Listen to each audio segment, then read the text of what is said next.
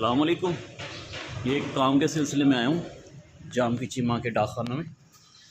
तो ये देखिए माशाल्लाह, इधर ये डाकखाना कभी 70 गांव का डाकखाना होता था और यहाँ पर तार आया करता था। ये बैठे हुए ऑफिसर, इन्होंने एक काम किया है वो मुझे बड़ा ज़बरदस्त लगा है।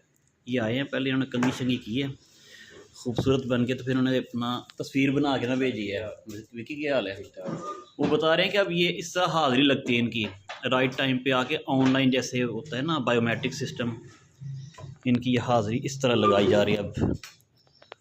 तो ये देखें जी, कभी अरूर से यहाँ पर 70 पिंडां दी विकी इत्थे हुंदी सी, डाक आती सी, जिन्ना थाने नूं इलाका लगदे होना, ते इत्थे तार आंदा सी बकायदा, इत्थे मशीन लगी हुंदी सी। ते हुण जरूरत ही नवां दौर आ गया ना, हुण आ जा गया ऑनलाइन, लोगों के कारोबारी सारे चलने ऑनलाइन आंदी है जेह्ड़े। ये हमारे जाम की चीमा में जो हार्ट के पेशेंट्स हैं, मैं नाम नहीं पढ़ूँगा ना एड्रेस पढ़ूँगा, बस ये प्रूफ है कि यहाँ पर भी दवाई पहुँच रही है डाकखाना की वसातत से। अल्लाह हाफिज़।